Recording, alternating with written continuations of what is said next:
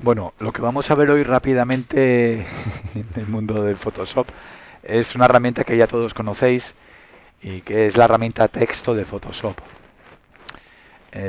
Por eso, es muy cortito, muy pequeñito, no me conlleva demasiado tiempo y así puedo dejar de hablar. Voy a abrirme un archivo nuevo. Para abrir un archivo nuevo, fijaros que lo acabo de hacer con un atajo de teclado que es Control N. Control N es archivo nuevo. Si bien me vengo a archivo nuevo, Control N, aquí también aparece, o Control O, si fuera a abrir uno. En este caso es un archivo nuevo, lo voy a abrir, me da igual, lo que sea. Vale, así mismo. Voy a restaurar el espacio de trabajo, lo voy a poner en aspectos esenciales y lo voy a restaurar. Ventana, espacio de trabajo, restaurar, restaurar aspectos esenciales. Vale, paneles que voy a utilizar para el texto en Photoshop. Pues está el panel donde estás aquí, el de carácter y el de párrafo. Básicamente son los dos paneles más importantes que voy a utilizar en Photoshop, aunque también tengo estilos de carácter y estilos de párrafo que funcionan muy parecido a cómo funcionan en Illustrator y en InDesign. Aquí no haré hincapié en los estilos de párrafo de Illustrator, o sea, de carácter y de párrafo. No haré hincapié en la aplicación de estilos, porque me parece mucho más útil. No, o sea, no me parece útil trabajar texto en Photoshop. Texto entendido como cajas de texto o para realizar algún tipo de folleto. No, no me parece útil utilizar Photoshop para ello.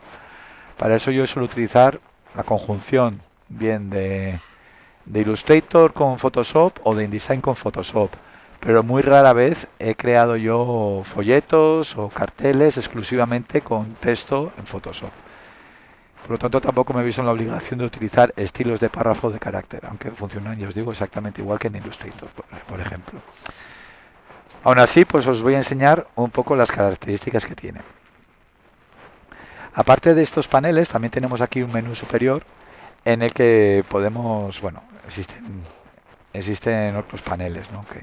Como el panel de pictogramas, que me mostraría todos los glifos o los caracteres que posee la tipografía que esté utilizando. Los glifos son eso, ¿no? Ya sabemos, ¿no? Lo que es un glifo. ¿Sí? Sabemos lo que es un carácter, un glifo. Son de lo que está compuesto una fuente tipográfica. Las letras, los caracteres, los signos de puntuación y demás. Todo eso aparece en este panel de pictogramas. ¿Vale? Que también digo yo porque no se pondrán de una vez de acuerdo los de Photoshop, Illustrator y InDesign, porque cada uno lo llama de una forma. Uno lo llama glifos, otro lo llama caracteres, otro lo llama pictogramas, bueno, y al final son muy similares estos paneles. Aquí se elegiría lo que es la fuente y aquí aparecerían todas las letras que yo podría utilizar. No solamente letras, sino también elementos de puntuación y demás, signos de puntuación y demás. Eh,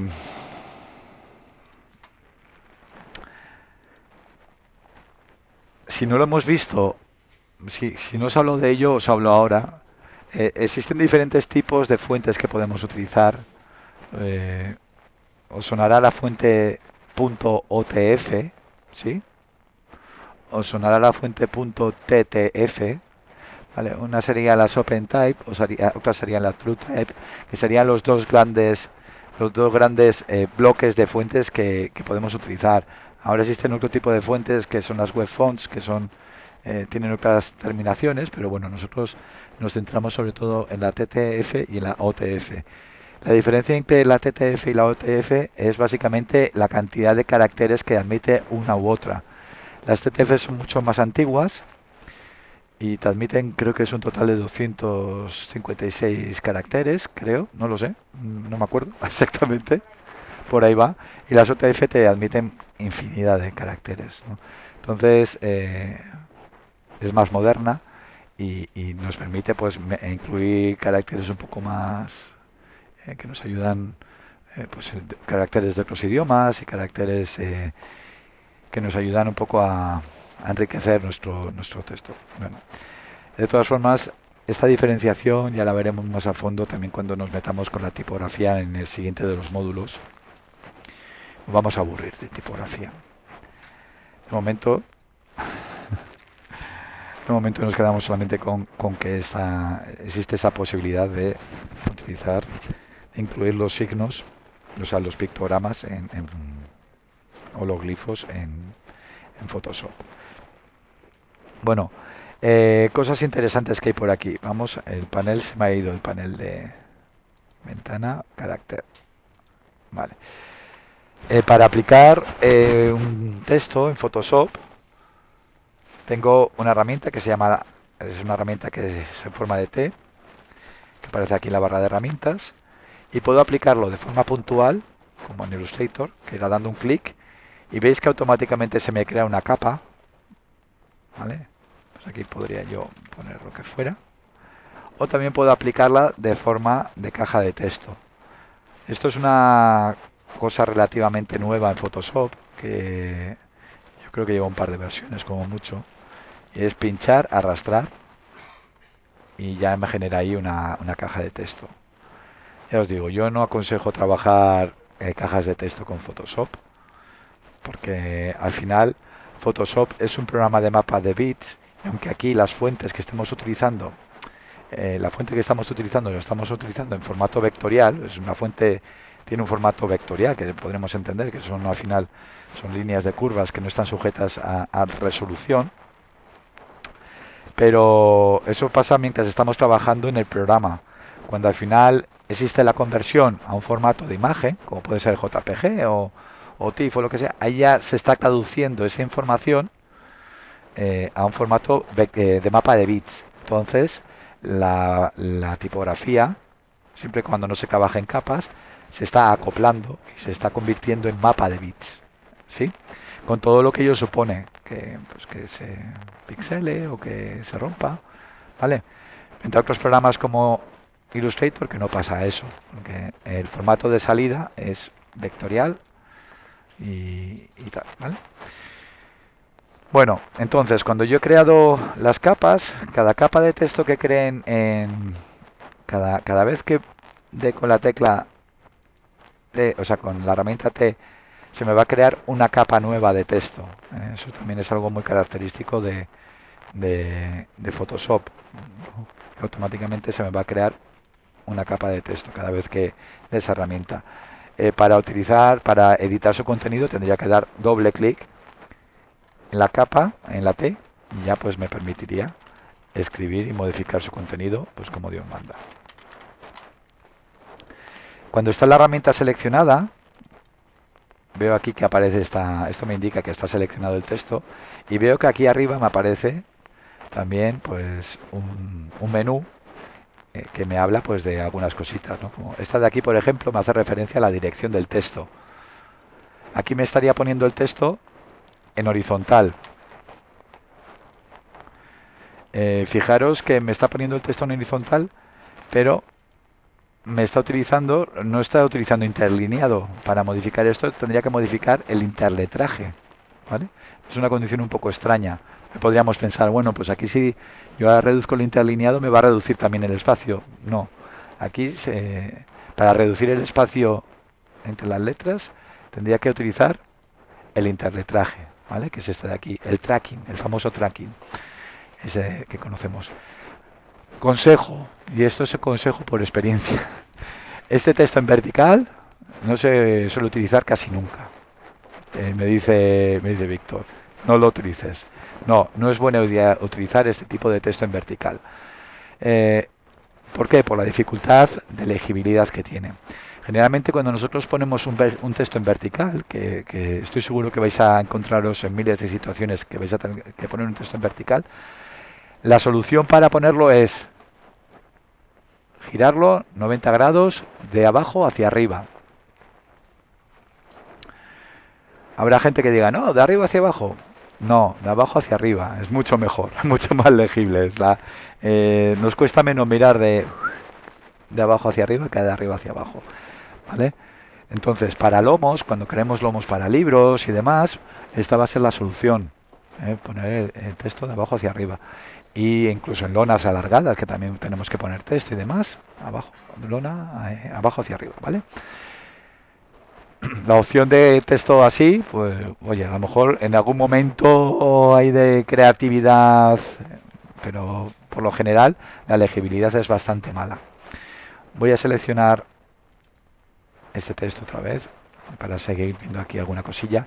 Bueno, lo siguiente que vemos por aquí es la selección de las fuentes tipográficas, que es muy similar a lo que podemos encontrar en Illustrator. Tenemos aquí elegir por, por diferentes categorías, todas las que están en nuestro ordenador, que tengan unas características y que estén registradas en sus metadatos, pues me van a salir aquí clasificadas. Es decir, la sans serif, pues me va, todas las tipografías que estén catalogadas como sans serif en sus metadatos me van a salir aquí, ¿no? En este listado. Aquí tendría acceso a las Adobe Typekit, que son las fuentes de Adobe. Si no tengo una cuenta de Adobe, no me va a permitir acceder a ellas. Vamos a ver si me dejaría con la cuenta que tengo aquí creada. Bueno, esta sería el Adobe Typekit, que si tenéis la versión de pago, tienes acceso a cantidad de fuentes. Sería muy similar a lo que encontramos en Google Fonts, pero versión Adobe. Algunas son de pago, otras son gratuitas y que simplemente dándole a activar ya se me activaría directamente para poderlas utilizar en mi archivo. ¿Vale? ¿Qué más cosillas hay por aquí interesantes? Vale, tengo la opción de la posibilidad de mostrar fuentes favoritas, de decir que una fuente sea favorita, la tico así con la estrellita, y ahora esta pasaría a ser una fuente favorita, en la que cuando yo diera aquí en favoritos, pues aparecería esta fuente. Y luego fuentes similares. Yo tengo aquí elegida esta, pues me muestra las fuentes que son similares a estas. No hay ninguna coincidencia, pues nada. Vale. En cuanto a lo que vemos por aquí, pues bueno, vemos que las fuentes hay algunas que tienen aquí como unas flechitas. ¿Esto a qué hace referencia? Esta flechita de aquí. Eso es, más estilos de fuente. Más estilos de fuente. Ya hemos dicho que las fuentes, salvo las fuentes variables, que ya te permiten ahí el ajuste directamente desde el programa, pero generalmente cuando la clásica fuente, existen versiones en negrita, existen versiones en itálica, existen versiones extendidas, y todas se cargan como archivos individuales. ¿Sí? Eso lo tenéis claro, ¿no? Entonces, que yo me instale una sola fuente, una Arial, por ejemplo, que yo me la instale, o una helvética, que yo me la instale en mi ordenador, no me va a implicar que cuando yo me haya instalado esa fuente, automáticamente me aparezca la Arial, digo, la helvética negrita, o la helvética itálica, no, me tendría que instalar el resto de la familia tipográfica que se dice, ¿vale? Hay algunas fuentes que tienen más o menos estilos. Aquí lo vemos. Si desplegamos, por ejemplo, la Algerian regular es la Algeria regular y ya está, ella y sus consecuencias. Aquí vemos la referencia a, bueno, este sería el nombre de la fuente y aquí el tipo de fuente que es la OpenType. Aquí veis que aparece la O variable. Vale, el rollo variable ya lo estuvimos viendo. A ver dónde me aparece aquí el mundo variable en Photoshop. Ya os digo que no lo suelo utilizar yo muy a menudo. La posibilidad de variabilidad que ya vimos en Illustrator me aparece en el panel de carácter y os acordáis que me permitía ajustar el ancho y demás. Bueno, aquí en Photoshop no sé exactamente de dónde te la saca.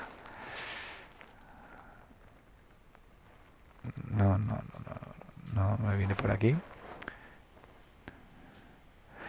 No me viene por aquí a mano. No sé si alguien conoce de dónde sale la opción de variabilidad en Photoshop, pero bueno, en cualquier caso es algo que me da un poco igual, porque yo os digo que texto en Photoshop lo justo. Bueno, si lo averiguo ya os lo digo. Para hacer grande o más pequeño la fuente, yo puedo coger directamente desde una esquinica, estirar, sin necesidad de tocar ningún tipo de tecla, y ya veis que se me modifican los puntos de la fuente. Ahora 27, ahora 37 puntos, ¿vale?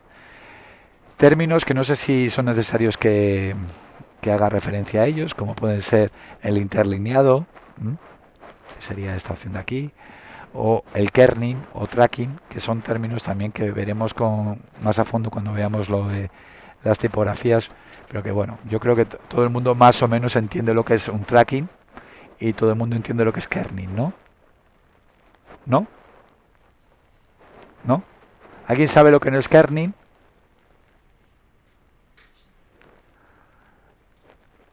Es que no sé si lo he explicado. ¿Sí? Eso es la separación entre dos pares de letras concretos, ¿vale? Mientras que el tracking es la separación natural, la que da el tipógrafo, que se dice. Bueno. Más cositas que hay por aquí, pues el color, el tipo de la fuente, lo voy a poder modificar desde aquí, siempre y cuando esté seleccionada la fuente, evidentemente. Y desde aquí arriba también. Vale, esto haría referencia, fijaros, esta fuente, por ejemplo,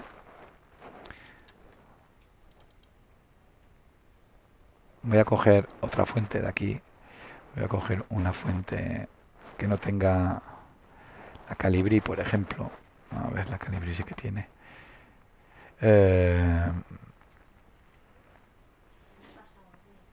Voy a coger esta, la Centaur. Vale. Fijaros, la Centaur es un tipo de fuente que, según lo que os acabo de decir ahora, tiene o no tiene estilos.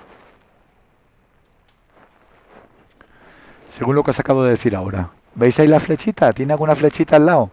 No tiene estilos. Es esta tal cual. Pasa que en muchas fuentes que no tienen estilos, Photoshop lo que me permite, bueno, Photoshop, Illustrator y demás, me permiten hacer lo que se denominan falsas negritas o falsas itálicas, ¿vale? Esas las encontramos precisamente aquí. Fijaros, voy a crear una falsa negrita. Esta es la regular. Voy a así ocultar esto. Esta sería la regular, la voy a dejar así tal cual. Para duplicar, simplemente arrastro de la caja de texto y pulso Alt, y así voy a poder duplicar la caja de texto. Voy a dar doble clic y aquí al lado veis que me da la posibilidad de crear una falsa negrita. Esta falsa negrita me puede funcionar como negrita, aunque no sea un estilo realizado por un tipógrafo. Aquí simplemente ha cogido Photoshop y me ha engordado las letras, ¿no? Un poco a lo loco, como le ha venido bien. ¿Puede ser útil? Sí, pero nos lanzamos un poco a la piscina sin saber, ¿sabes? Porque no existe una persona detrás de la creación de esta falsa negrita, existe un programa. Entonces muchas veces esos pequeños ajustes que tienen las negritas, o sea, la negrita no es solamente engordar, sino hacer pequeños ajustes visuales, que es la gracia de la tipografía. Aquí Photoshop pues no los hace. Lo mismo con la itálica, esto es una falsa itálica. Incluso lo mismo con la capitular, ¿vale? Sería todo en mayúsculas o todo aquí está la capitular, perdón. Voy a quitar esta negrita y así, y lo voy a decir.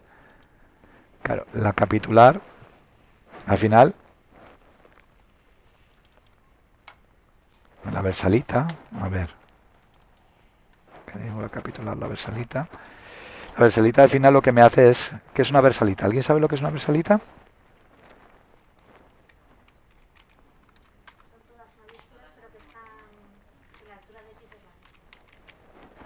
Eso es. La versalita al final es una falsa mayúscula en la que la minúscula tiene la altura X y la forma de la mayúscula, ¿vale? Fijaros aquí cómo me la he hecho, ¿verdad? Esta es una falsa una falsa versalita. ¿Y qué veis raro en esa falsa versalita? El grosor, ¿verdad? El grosor de la H frente a la O. ¿No? Eso es muy significativo. Eso es que no me lo está haciendo correctamente. El tipógrafo, cuando aparecen, cuando las versalitas están hechas correctamente, el tipógrafo seguramente habría engordado ligeramente estas para que la visión se vea equilibrada, ¿no? Es lo que se busca. Bueno, voy a eliminar esto de aquí. Y esto y esto. Vale. Vale, aquí abajo también veo otro tipo de alternativas, de glifos alternativos y de opciones alternativas que me surgen dependiendo de cada fuente. No me surgen, no se me activan todas con todas las fuentes. Por ejemplo, voy a elegir, por ejemplo, la Calibri y veo que se me activa la ligadura estándar. Una ligadura estándar, por ejemplo, hace referencia a esto. Si yo escribo una F y una I, veis que al final cómo me la está tratando, ¿no? Me hace este juego, esta ligadura, para que la legibilidad sea correcta. Si no tuviera esa posibilidad, le puedo desconectar desde aquí y fijaros que me la ha separado. Pero visualmente no queda igual de atractivo, ¿no? Este tipo de ligaduras y demás que se suelen utilizar. Y así con el resto de las opciones que tenemos aquí, ¿no? En la opción de OpenType. Esto va a depender siempre del tipo de fuente que estemos utilizando, que se me activen unas opciones u otras. Vale, en referencia a superíndices, subíndices, subrayados y tachados, tampoco voy a decir mucho más. Lo mismo que con las opciones de párrafo. Las opciones de párrafo ya veremos cada una lo que consiste más a fondo cuando veamos la tipografía, pero yo creo que ya todos nos manejamos con ellas, ¿no? Sangría en la primera línea, sangría total, espacio detrás del primer párrafo, o sea, delante del párrafo, espacio detrás del párrafo. Esas son cosas que ya hemos visto también con Illustrator y que haremos mucho hincapié en el siguiente módulo. Vemos aquí los modos de alineamiento, que sería alinear a la izquierda, al centro y a la derecha, dependiendo de los ejes. Y luego las justificaciones. Justificaciones con la última línea a la izquierda, justificación con la línea del centro, y justificación con la última línea a la derecha. Y la justificación total. ¿Alguien no entiende alguna de estas opciones que hay aquí? Yo creo que todos más o menos nos hemos manejado con ellas aunque ya os digo que también seguiremos repitiendo. Lo vimos en Illustrator, es exactamente igual. Y lo volveremos a ver en InDesign. Lo voy a repetir 5 veces en este curso. Pero bueno, está interesante también el saber en qué consiste cada cosa. Por ejemplo, nos podemos hacer una idea. Vosotros si tuvierais que añadir, o sea, yo me genero un párrafo y me genero 2 párrafos. ¿Cómo añado más espacio entre párrafos? ¿Dando un enter o? Vamos a ver.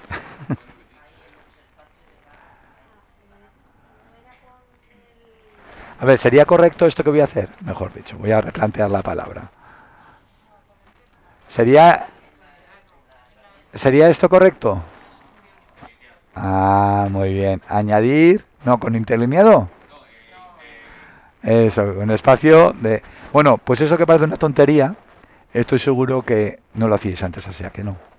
¿A qué fue gracias a este curso que empezasteis a utilizar el espacio de cada de los párrafos? ¿A que sí, Victoria? Claro. Mira, si empezáis a trabajar así los textos, es que os vais a quitar de mogollón de problemas. Y sobre todo cuando lleguemos al mundo editorial. Con que se os meta en la cabeza esa forma de trabajar el texto. Ojo, que a mí a veces se me va un enter de repente y me genero un espacio un espacio más grande en base a un enter. Cosa que está mal, ¿vale? Bueno, no es que esté mal, pero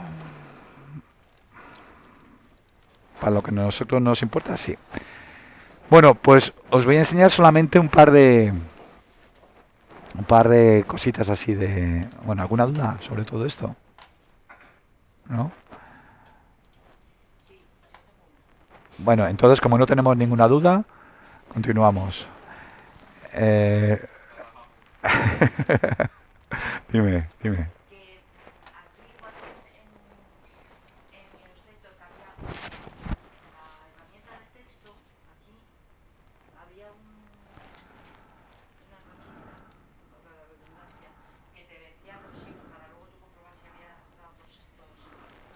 Ah, dices las opciones de texto. A ver. No sé si la tiene aquí también. No me suena que lo tenga. No me suena que lo tenga. Los caracteres ocultos. No me suena que lo tenga. De todas formas, seguramente estén, pero escondidos. Vamos a lo mejor están por aquí. Mostrar caracteres ocultos. Vamos a mirar.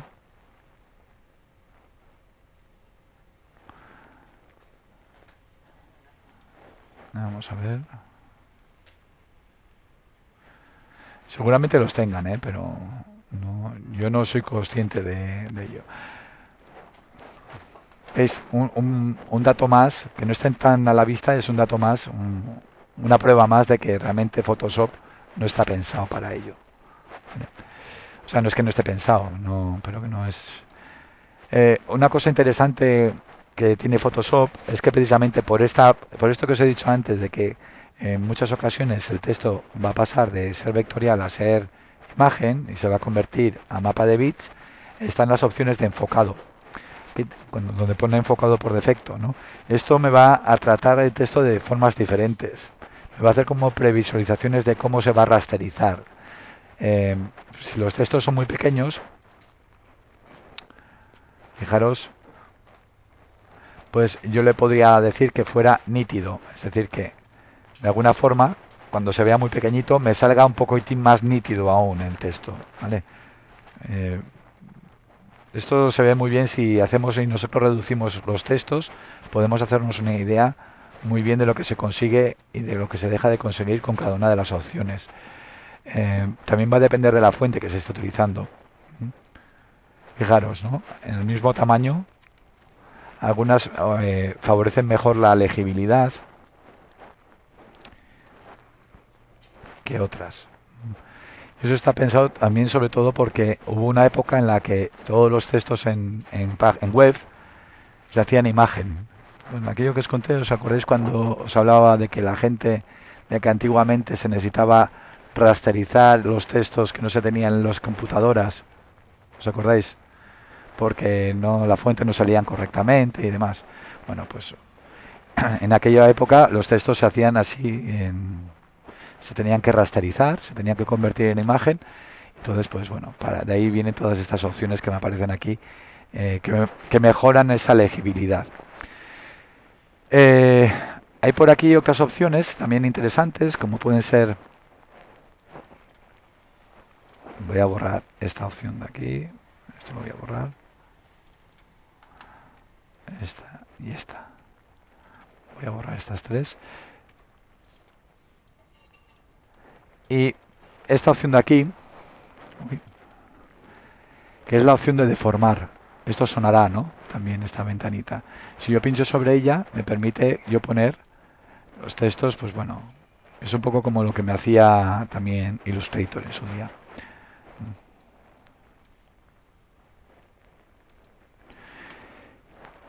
Y una cosa interesante también, si yo quisiera deformar ese texto, eh, podría darle control T, me saldrían los cursores para distorsionar. Pulsando control podría distorsionarlo de una forma, pulsarlo control y al de otras. Puedo hacer diferentes deformaciones. Pero si yo quisiera utilizar la opción de transformar y de deformar, veo que no me deja deformar el texto. ¿Cómo se soluciona esto?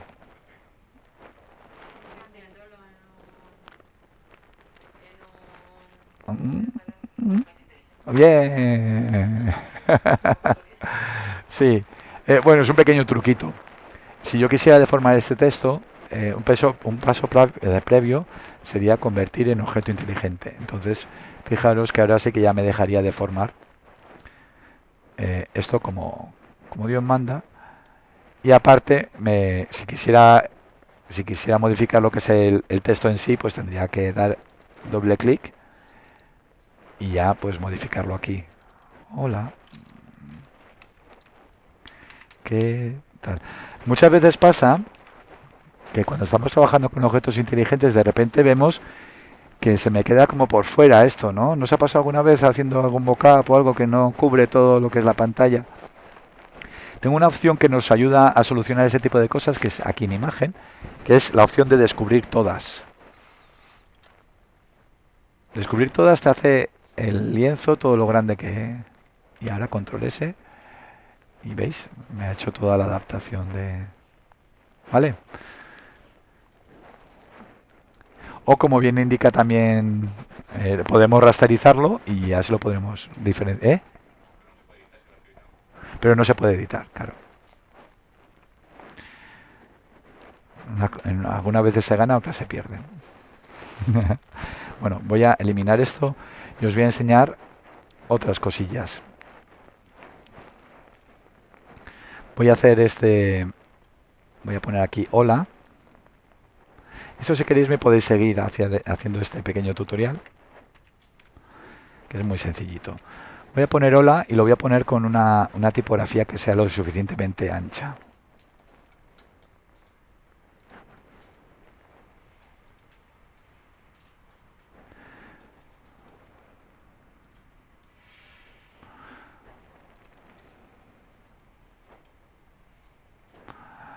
Puedo mirar a ver alguna tipografía que sea muy ancha. Eh, mm,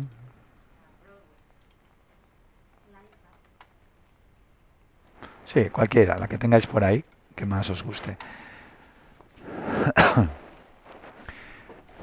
Vale, ahora lo que voy a hacer es me voy a crear una capa nueva y en esta capa nueva me voy a crear varias líneas. Voy a crear con la herramienta de dibujo vectorial, que es el cuadradito de rectángulo este que tengo aquí. Me voy a crear líneas de color negro. Aseguraros que está en formato forma, en modo forma, ¿eh? ¿Vale? Y lo que voy a hacer es duplicar esta línea. Lo voy a duplicar varias veces.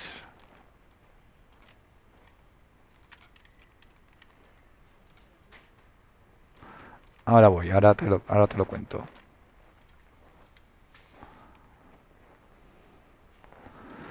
A ver, lo que yo quiero básicamente es conseguir... A ver si me deja... Ahí.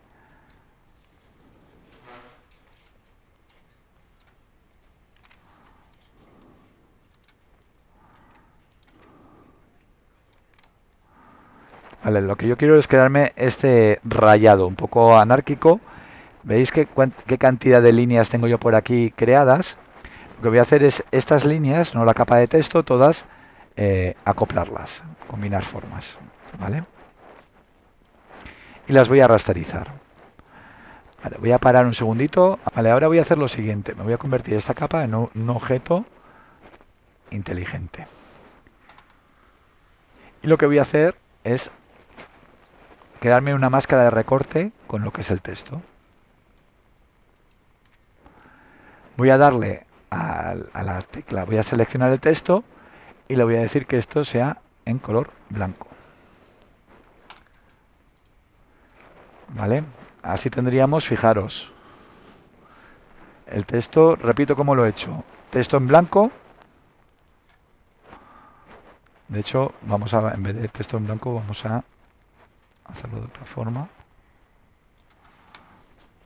Voy a meterle aquí.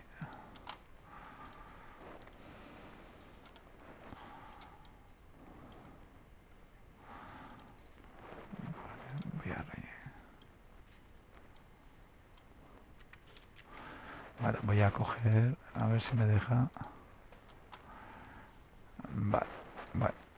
Eso, vamos a coger Texto, el rectángulo, lo he convertido en un objeto inteligente y he creado una máscara de recorte con el título de hola. Y el texto lo he puesto en blanco, ¿vale? ¿Sí? ¿Todo el mundo me ha llegado ahí?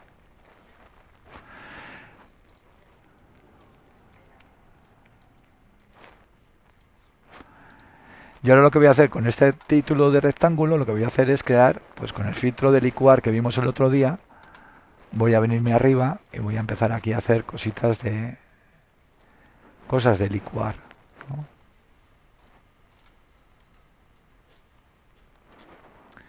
Voy aquí a deformar cosas.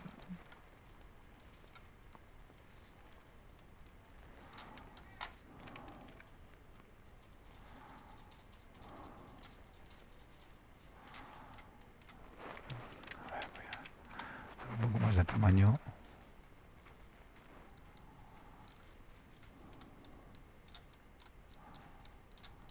Bueno, entonces ya veis de qué forma tan sencilla pues me he generado este, este pequeño efectito. Vale, lo que son los textos, lo que son los textos suelen ir muy, porque seguramente vosotros os lo encontraréis como muy limitado, ¿no? El uso de la herramienta texto en Photoshop, es decir, cómo le meto yo a este texto un reborde, por ejemplo, cómo le meto un color, o cómo le hago algunas perrerías y demás, ¿no? Pues bueno, la opción que tenemos es la opción de añadir los estilos de capa. Los estilos de capa, he hablado de ellos alguna vez en clase, pero se encuentran aquí abajo. Es el FX este que aparece aquí abajo. Y bueno, con el texto seleccionado, lo que puedo decir es añadirle un trazo, por ejemplo. Y en este trazo, pues le puedo decir que el trazo tenga, ¿veis? Le puedo decir que tenga un grosor, le puedo decir que tenga un color y le puedo decir que vaya por dentro o por fuera. Como duele a los ojos, ¿eh?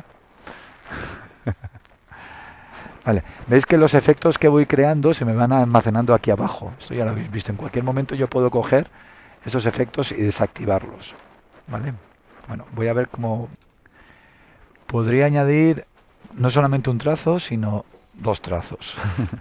Voy a añadir uno más aquí, pinchando en más. Ya veis que tengo aquí dos trazos. Evidentemente, el trazo que esté por debajo tendrá que ser más ancho, ¿verdad? Para que se vea el trazo que está por encima. Voy a meterle al trazo que está por encima otro color. Le voy a meter un color verde, por ejemplo. ¿Veis? Si quisiera cambiar el orden de los trazos, tendría que moverlo con esta flechita. Seleccionar lo que es el trazo y moverlo. Ahora, como el trazo de abajo es más amplio, no se ve. ¿Sí? Voy a dejar así. Y ahora mismo estaría trabajando con dos trazos. Bueno, voy a dejar de hablar. Ya, ¿vale?